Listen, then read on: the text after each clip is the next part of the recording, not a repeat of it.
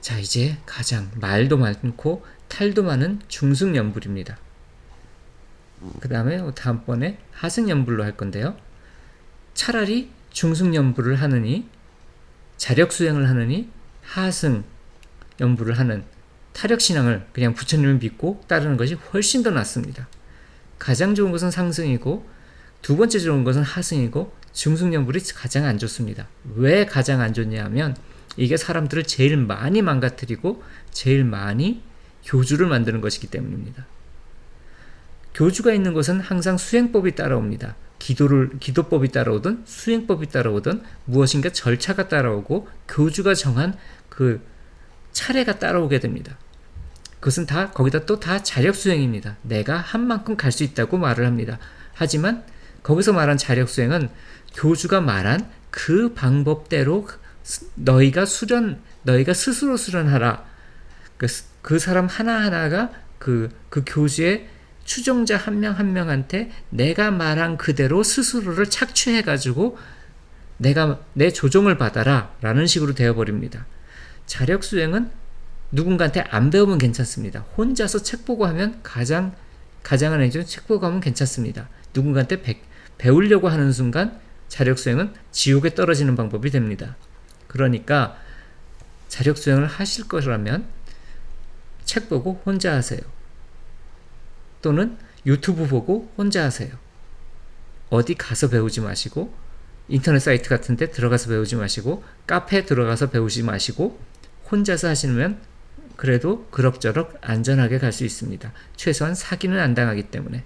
근데 어디 가서 배우면 거기에 차설을 따르면 그 순간에 자력수행은 그 사람의 마음을 탐진치만의에 꽉 차게 만듭니다.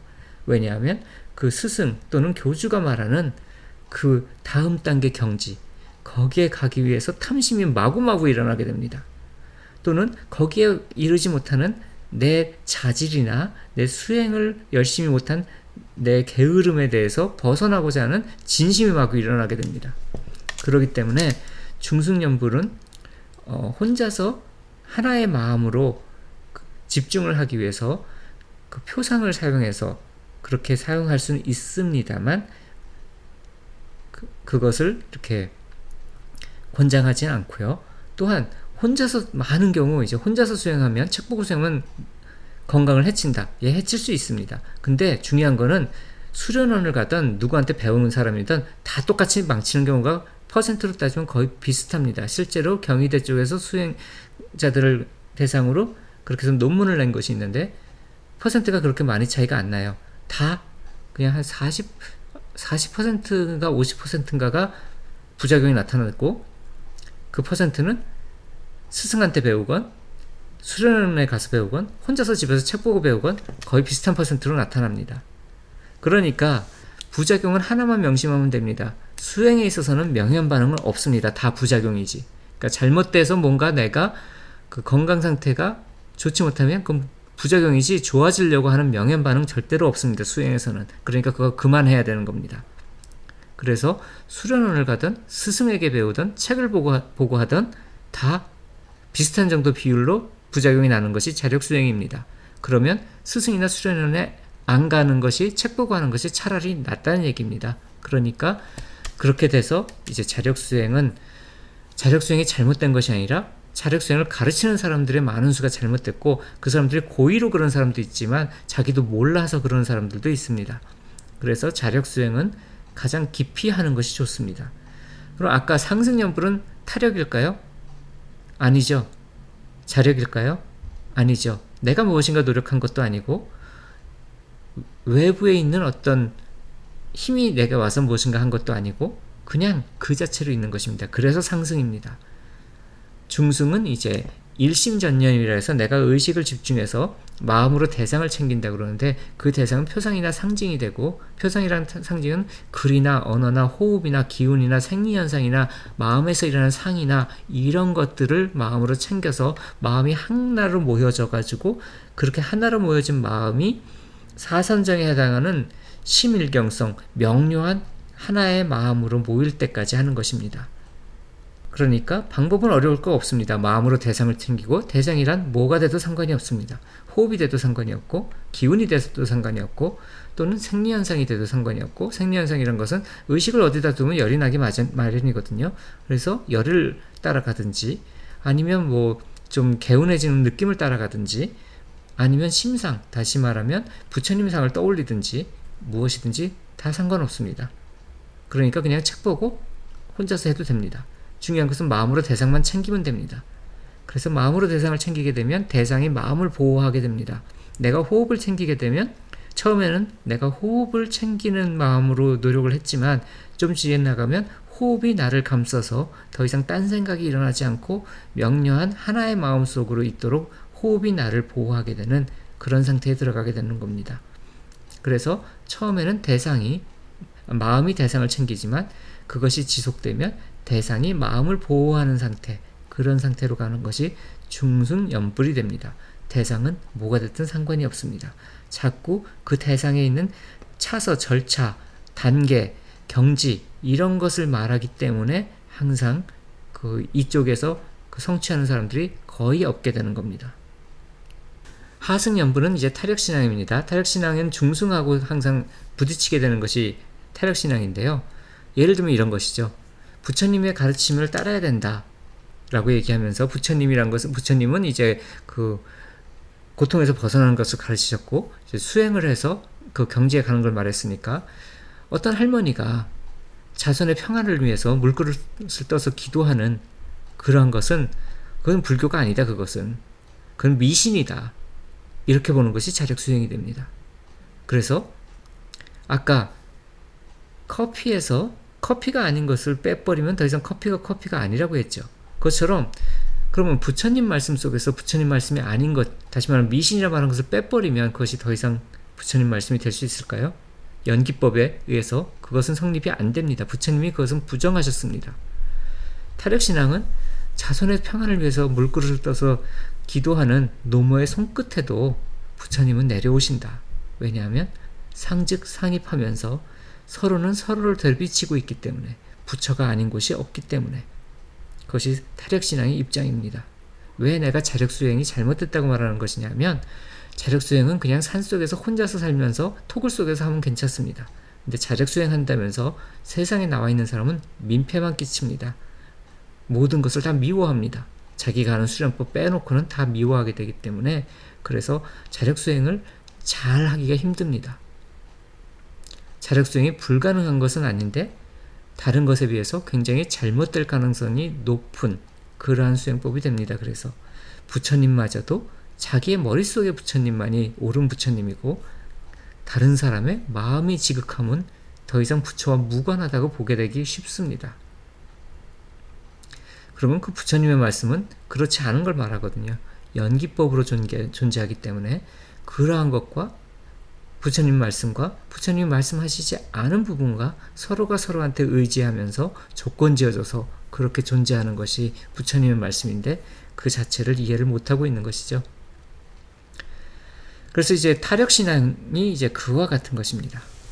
타력신앙의 대표적으로 저는 이제 대행선법이, 실제적으로는 대행선법은 선종의 일종으로 말씀을 하시지, 사실 그거를 이제 타력신앙으로 보지 않는데, 저는 타력신앙에서, 다시 말하면 하승연불에서 상승으로 바로 가는 그러한 방법이라고 생각합니다. 왜냐하면 이것을 소개하는 이유가 지금 앞에서 말한 상승연불 자체가 쉽지가 않아요. 내 삶을 그렇게 순하게 만드는 거 쉽지가 않거든요. 저는 지금 그렇게 순하게 좀 살고 있습니다. 뭐 이렇게 스트리밍만 방송하고, 그리고 가끔 글들을 올리고, 그리고 만나고 싶은 사람들만 만나고 잘 모르는 분들 거의 안 만나고 삽니다. 그러니까 굉장히 순하게 살고 있으니까 되게 쉽습니다. 그 상태가. 그래서 그냥 그렇게 편안하게 살 수 있는데, 대부분 현실적으로 그게 쉽지가 않습니다. 그래서 이제 이거를 얘기하게 된 겁니다. 대행스님이란 분이 말씀을 하신 건데요. 대행스님은 어렸을 때 이렇게 신령님이 말씀하시는 게 들렸어요. 누가 고아하셨는데, 대행스님은 어렸을 때 고아였는데, 누가 이제 사람이 모습을 보이지 않는 누군가가 말을 거는 거예요. 그래서 그쪽으로 가면 위험하다. 거기 가지 마라. 또는 저 앞집 사는 집에 무슨 안 좋은 일이 있을 거다.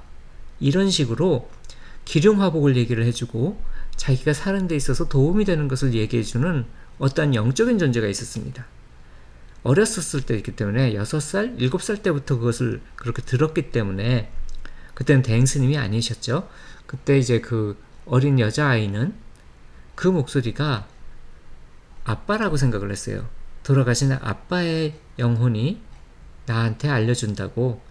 그래서 맨 처음에 그걸 아빠라고 부르면서 내가 무엇인가 이렇게 힘들면 아빠 이거 어떻게 해야 돼요? 그러면 목소리가 들렸던 거예요. 그렇게 있다가 나중에 스님이 되시고 나서 보니까 그 목소리는 완전히 이제 사라지게 됐지만 그때 그 목소리를 바탕으로 이제 주인공이라는 단어를 사용을 하게 됩니다. 그래서 그 주인공이라는 것이 나중에 한자로 쓰겠지만 그 우리가 말하는 주인공은 이제 이렇게 높을 공자를 쓰게 되는데 그 공자가 근데 그 비어있을 공자로 바꿨습니다. 주인이 되는 비어있는 공성이라고. 그래서 가장 무속에 속할 만한 그렇게 신명제자에 속하실 분이 불교로 들어와서 굉장히 큰 스님이 되셨습니다. 실제로 대행 스님이 유명해지는 것은 그 법력이 어마어마했기 때문이거든요. 예를 들면 어떤 부자가 왔어요. 굉장히 뭔가 이제 회사는 잘 돼서 큰 돈을 벌었는데 횡령 같은 사건으로 근데 그게 그 사람이 악의가 있어서 했던 건 아니고 뭔가 이제 회사를 잘 하려고 하다 보니까 법을 어긴 거였죠. 그랬는데 이제 돈이 한 3천만 원 정도 있었는데 80년 되니까 굉장히 큰 돈입니다. 지금으로 따지면 한 7억, 8억 정도 될 것 같습니다.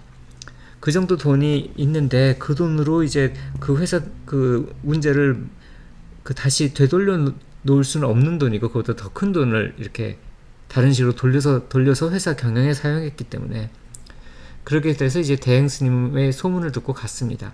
가자마자 대행 스님이 그 사장을 그 대표를 보고 그 대표가 갖고 있는 돈이 딱 3천만 원이었는데 3천만 원 보시하라고. 그러니까 당연히 이 사람은 보시를 했습니다. 그리고 보시하고 나서 그 문제가 됐던 일들이 다 풀렸습니다. 왜 풀렸냐 하면 대행 스님이 그 3천만 원을 받은 다음에 그 다음번에 바로 뒤에 만나러 온 사람이 3천만 원의 빚 때문에 회사가 넘어가고 자살을 하기 직전입니다. 그랬더니 그 3천만 원을 주면서 당신의 회사를 살리고 사람들을 계속 월급 받고 일할 수 있도록 하고 그렇게 자살 같은 것은 하지 말라고. 그렇게 해서 그 돈을 가져가서 그 사람은 사업이 잘 됐습니다. 앞서의 대표는 그걸 통해서 자기의 그 업을 닦았고 뒤에 오는 사람은 그걸 통해서 자기의 삶이 순해졌습니다. 이런 신통력 자체는 어떻게 보면 무속에 좀 더 가까운 신통력이었겠지만 대행 스님이 이와 같은 것으로 굉장히 유명하셨습니다. 제가 이제 미국에 있을 때 그때 미국에 오신 적이 있는데 그때 미국에 이제 그 사형수들 있는 그런 교도소가 있는데 거기에 이제 좀 법문을 해달라 해서 이제 갔습니다. 진짜로 영어를 못하시니까 거기 있는 그 흑인들 또는 백인들 굉장히 큰 범죄를 저질러서 갱생이 안 된다고 보이는 그런 사람들 한 명 한 명한테 눈만 마주치고 합장을 했습니다. 근데 눈 마주치고 합장하는 순간 그 사람들이 그 자리에서 눈물을 뚝뚝 흘리면서 다 불자로 개심을 했습니다.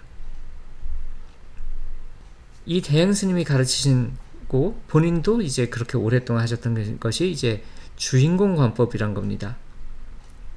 그 주인공이란 것은 아까 얘기한 우리의 일심이란 것이 있는데 그걸 방편 삼아서 그걸 나의 주인공으로 보자. 내 삶의 주인공으로 보자. 내 깊은 마음에 있는 하나의 마음, 그 일심을 그래서 한마음 선언이라고 이름을 지었습니다. 한마음이란 것이 일심이죠. 아까 사선정에서 그 일심을 다시 말하면 주인공을 믿고 그 주인공한테 모든 문제를 맡기고 그리고 무슨 일이 벌어지는지 지켜보자. 이것이 대행선법입니다. 이걸 통해서 삶이 순해지고 아까 말한 상승연불로 갈 수 있게 되는 거죠.